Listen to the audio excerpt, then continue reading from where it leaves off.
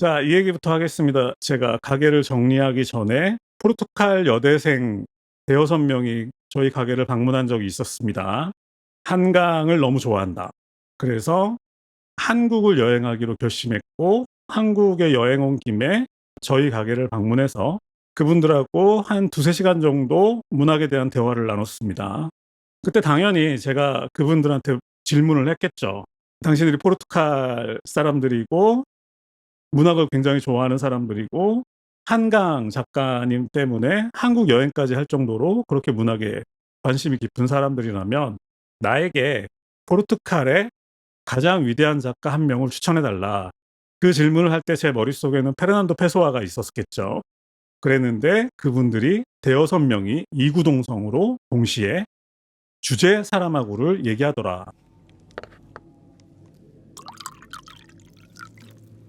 피터캣 북클럽 110번째 작품입니다.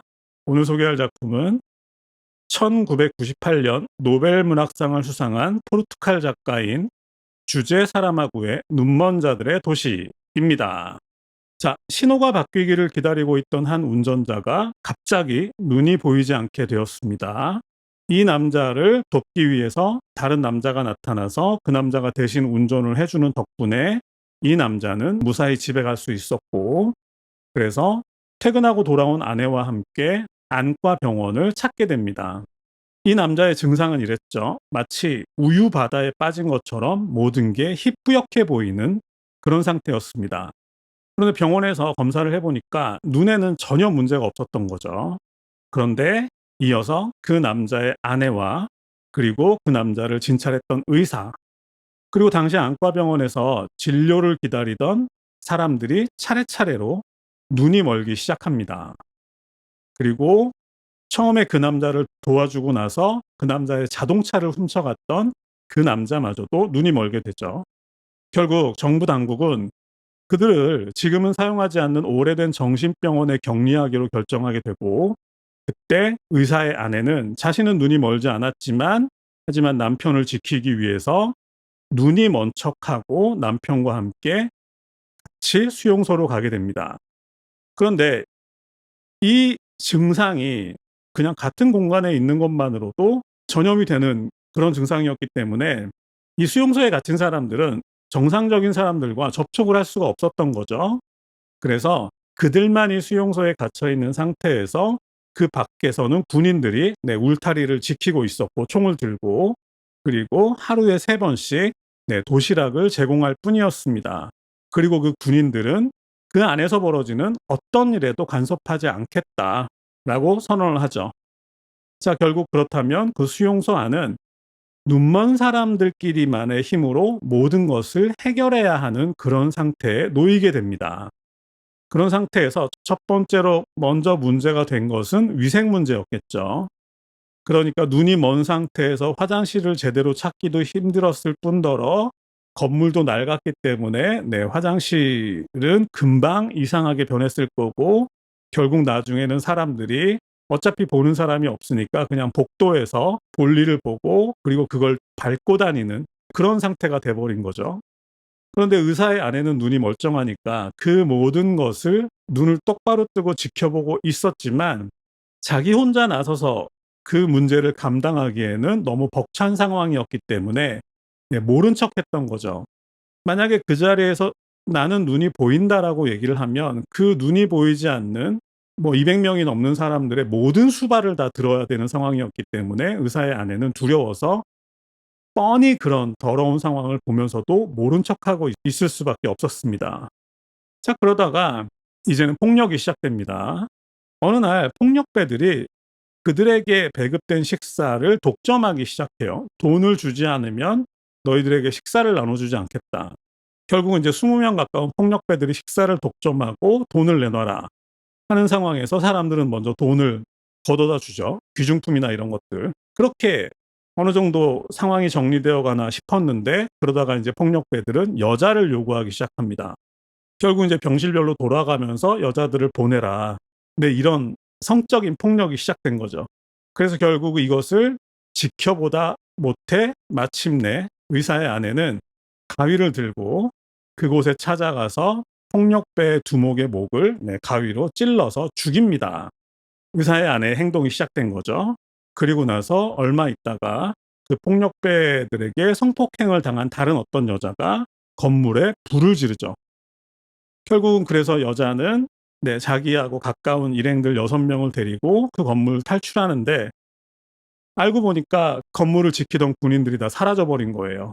이미 전염병이 걷잡을 수 없이 퍼져 가지고 그 군인들마저도 전부 눈이 멀어서 다 뿔뿔이 흩어졌던 거죠. 결국 그렇게 수용소를 탈출한 일행은 의사 아내의 인도로 먼저 먹을 것을 구하고, 그리고 입을 것을 구한 다음에 마침내 의사의 집에 도착하는데 성공한다는 얘기입니다. 그래서 그곳에서 하나 둘씩 다시 눈을 뜨기 시작하고, 마침내 모두의 시력이 돌아온 다음 마지막으로 의사의 아내의 시력이 사라진다는 얘기로 마무리되는 책이죠. 자, 아까도 말씀드렸지만 몰입감도 강하고 나름 감동도 있지만, 그래도 한나라를 대표하는 작가의 대표작이라기에는, 또 노벨문학상을 수상한 작품이라기에는 조금 부족한 느낌이 들었던 것도 사실인데, 그래서 이번에는 이 작품에 대해서 떠오르는 몇 가지 의문을 한번 풀어보려고 했습니다. 자, 지금부터 그 얘기를 해보겠습니다. 자, 이 소설에 대한 첫 번째 의문은 이거였습니다. 바로 이 병의 증상이었는데, 마치 우유바다에 빠진 것처럼 모든 것이 뿌옇게 보인다. 하지만 진찰을 해보면 눈은 멀쩡하다 하는 거였죠. 이게 무슨 의미일까? 작가의 의도가 있었겠죠. 그런데 이번에 의사가 이런 얘기하는 걸 발견한 거예요. 자, 인간의 눈은 단지 렌즈의 역할만 하는 것뿐이다. 그러니까 결국은 인간의 눈이 어떤 장면을 보면 그 장면이 시신경 세포를 타고 뇌에 도착해서 뇌에서 판정을 하는 거죠. 그러니까 결국은 보는 것은 눈이지만 판단하는 것은 뇌라는 얘기인데, 그렇다면 의사의 얘기는 눈은 멀쩡하니까 결국 문제가 생겼다면 뇌 쪽에 있다라는 얘기죠. 자, 그 얘기는 결국은 칸트의 인식론을 바탕으로 해석할 수밖에 없는 얘기입니다. 칸트의 인식론을 보면 이렇게 가는 거죠. 감각기관은 오직 감각만 할 뿐, 모든 감각을 판단하는 것은 뇌다. 그러니까 눈이 아니라 뭐 귀가 됐던, 코가 됐던, 입이 됐건, 손이 됐건 모든 감각기관은 감각을 하는 것일 뿐이지, 사실상 그것에 대한 감각을 최종 판단하는 것은 뇌다. 이게 이제 칸트의 인식론의 핵심인데, 그런 식으로 따져보자면 결국 눈이 제대로 보더라도 다른 요소의 간섭으로 인해서 그 결과치는 왜곡될 수 있다는 거죠. 자, 그러니까 결국 우리가 눈을 아무리 크게 뜨고 있어도 뇌의 눈이 닫혀 있으면 아무것도 보지 못한다는 얘기죠. 그러니까 결국 눈은 뜨고 있지만 볼 수는 없는 그런 상태를 주제 사람하고는 설정했다. 그래서 이것을 이렇게 이해해 볼 수도 있을 것 같습니다. 자, 평소 우리는 눈을 뜨고 살고 있죠. 하지만 그럼에도 의식적으로 우리 주변에서 일어나는 온갖 부조리와 폭력 같은 것들에 침묵하고 있습니다. 심지어는 이 책에도 그런 사례가 등장하지만, 때로는 자기 자신이 피해를 보는 경우에도 더 큰 피해를 입을까봐 두려워서 자신에게 가해진 폭력조차도 모른 척 할 때도 있습니다. 결국 보지만 보지 않는 그런 상태라는 거죠. 그래서 제 생각에 작가는 이것을 모든 것이 뿌옇게 보이는 상태로 설정했는데, 생각해보면 이 상태는 평소 우리가 어떤 장면을 외면하기 위해서 눈의 초점을 일부러 흐리는 것과 비슷하지 않나 하는 생각을 하게 됐습니다. 우리 가끔 그럴 때 있죠? 나 못 봤는데 무슨 일 있었어? 결국은 이 얘기는 사회적으로 보면 평소에 우리가 우리 눈에 뻔히 보이지만 외면하고 사는 것들에 대한 이야기를 하려는구나. 자, 첫 번째 의문은 어느 정도 풀린 것 같죠? 자, 두 번째 질문, 이게 사실은 더 어려웠는데, 그런데 왜 모든 사람들의 눈이 멀었음에도 불구하고 끝까지 의사 아내의 시력만은 멀쩡했을까? 처음에는 이게 좀 자기적인 설정이라고 생각했습니다. 그러니까 뭐 소설을 끌고 나가기 위해서 누군가 관찰자가 한 명 있는 건 좋고 그 사람이 나중에 구세주가 된다라는 설정도 뭐 받아들이겠는데, 그런 한 명만 눈을 뜨고 있다라는 바로 그 설정 때문에 이 소설이 약간 좀 자기적인 느낌이 난다라고 처음에는 예전에는 느꼈던 거죠. 그래서 이번에는 왜 의사의 아내만 눈을 뜨고 있는가 그 이유를 밝혀내고야 말겠다라는 제 주먹 보이시죠? 굳은 결심을 했던 거죠. 그리고 게다가 왜 마지막에 다른 사람들 모두가 시력을 회복하고 나니까 그제서야 그녀의 눈이 멀었을까? 이것까지 밝혀내야지 제 목표가 달성이 되는 거겠죠. 그 자료를 찾아보면 이 의사의 아내를 양심의 눈이라고 합니다. 책 중간에 이런 대사가 나와요. 우리 내부에는 이름이 없는 뭔가가 있어요. 그 뭔가가 바로 우리예요. 라고 말합니다. 이 대사가 참 와닿더라고요. 그러니까 이름이 없는 뭔가가 있는데 그것이 바로 우리다. 자, 그렇다면 이름이 없다. 평범하다라는 뜻이겠죠. 이 소설의 등장인물들은 이름이 없습니다. 모두 이름이 없고 게다가 그중에서 가장 평범한 사람은 아마도 의사의 아내인 것 같습니다. 그러니까 결국은 이 의사의 아내는 이름 없는 가장 평범한 가정주부였던 거죠. 하지만 그럼으로써 그런 평범했던 의사의 아내는 평범함으로 인해서 양심의 눈이 될 자격이 있다라는 생각이 들었고, 그래서 그런 그녀는 눈이 멀지 않았지만 남편을 돌보기 위해서 시력을 잃은 척하고 함께 수용되죠. 하지만 그곳의 실상은 너무나 비참했고 그녀는 그것을 두 눈을 똑바로 뜬 채로 지켜봐야 했습니다. 하지만 그녀에게는 그 상황을 뒤집을 만한 힘이 없었고 그래서 어쩔 수 없이 모든 것을 목격해야 하는 지옥을 짊어지게 되는 거죠. 결국 이것은 양심의 눈은 있지만 그 양심의 눈은 힘이 없기 때문에 양심이 침묵하는 상황이라고 볼 수 있겠죠. 그러다가 폭력이 도를 넘었을 때 마침내 그녀는 행동하기로 결심하게 됩니다. 바위를 들고 폭력배의 두목을 찾아가는 거죠. 그리고 이 상황을 계기로 그렇게 각성한 그녀, 결국은 각성한 의사의 아내라는 말은 각성한 양심의 힘이라는 뜻이겠죠. 그래서 이렇게 각성한 그녀는 폭력을 제압한 이후에 마치 구세주처럼 눈먼 사람들을 안전하게 인도하죠. 근데 결국은 마지막에 이 의사 아내의 영웅적인 행동을 보면서 각성한 양심의 힘이 얼마나 커질 수 있는지를 보는 것 같은 느낌이 들었습니다. 그런데 의사의 아내는 이렇게 해석해 볼 수도 있을 것 같다는 생각이 들었습니다. 조금 전에 말씀드렸던 대로 만약 세상의 폭력에 대해서 눈을 감고 침묵하는 우리가 있다고 치죠. 그런데 우리가 아무리 마음의 눈을 닫아도 우리 안에 있는 양심의 눈만은 어쩔 수가 없죠. 자, 우리가 무심코 길거리에 쓰레기를 버릴 때 뭔가 찝찝한 느낌이 남죠. 그것을 바로 양심의 눈이라고 할 수 있을 거고, 마찬가지로 우리가 학교나 직장이나 또는 다른 사회적 폭력을 모른 척 할 때도 우리 내부에서는 양심의 가책을 느끼게 마련인데, 바로 작가는 그런 우리의 작은 하지만 쿡 찌르는 양심의 가책을 양심의 눈이라고 하지 않았나? 네, 이런 생각이 들었습니다. 그래서 이 책에서는 그것을 의사의 아내를 통해서 양심의 눈으로 표현하고 있는 게 아닐까. 그러니까 결국은 사회적인 양심의 눈이 아니라 의사의 아내는 우리 내부에 있는 작고 힘없는 양심의 눈일 수 있지 않을까, 그런 의문을 갖게 됐다는 거죠. 여기서 한강으로 넘어가겠습니다. 자, 한강의 히라보 시간을 같이 봤죠. 지난 가을에. 한강의 히라보 시간은 폭력에 지쳐서 말을 잃어가는 여자의 이야기였습니다. 자, 그러고 보니까 한강의 히라보 시간과 이 책 눈먼 자들의 도시에는 공통점이 있습니다. 첫 번째는 등장인물들의 이름이 없다. 한강 히라보 시간의 여자 주인공 이름은 여자고 남자 주인공 이름은 남자죠.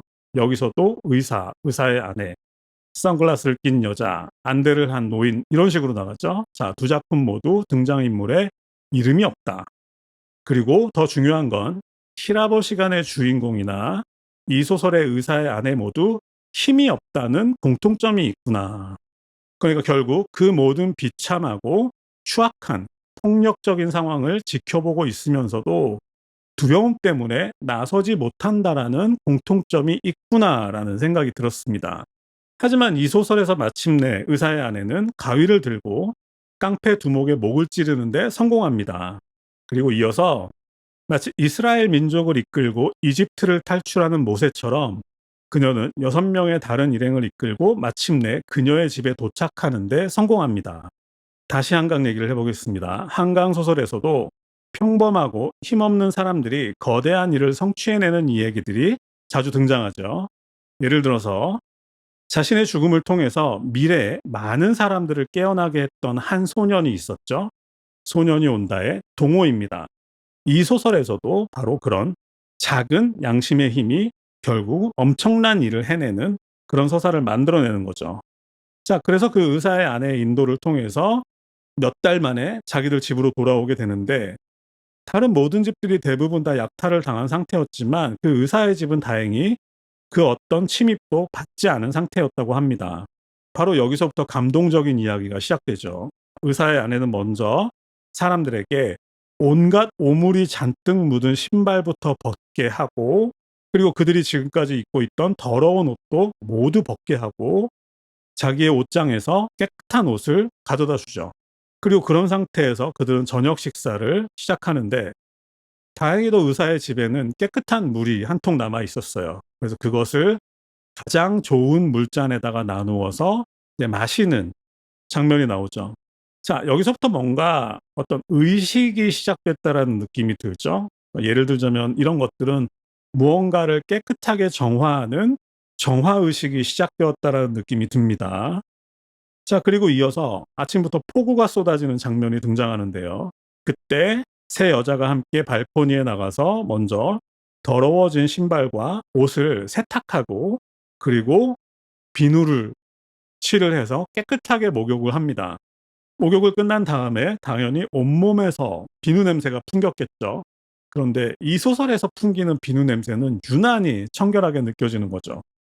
그리고 여자들의 뒤를 이어서 남자들도 씻게 되는데, 여기서 한 여자가 어느 노인의 등을 씻겨주는 그런 장면도 등장하죠. 그리고 의사의 아내가 사람들에게 책을 읽어주는 장면이 나오는데, 자, 이렇게 더러운 신발과 더러운 옷을 벗고 깨끗한 물을 마시고 깨끗하게 씻고 그 다음에 책을 펼치고 함께 책을 읽는 이 모든 과정들이 제게는 마치 하나의 정화의식처럼 느껴졌습니다. 그 의식이 끝났으니까 자연스럽게 이제 사람들은 하나둘씩 눈을 뜨기 시작했겠죠. 마침내 모두가 눈을 뜨고 나니까 그제서야 의사의 아내는 자신이 눈이 멀었다는 것을 알게 됩니다. 만약에 의사의 아내가 우리 안에 있는 양심의 눈이라면 이렇게 정리할 수 있겠죠. 그들을 눈먼 상태에서 구한 것은 작고 힘없는 양심의 눈이었습니다.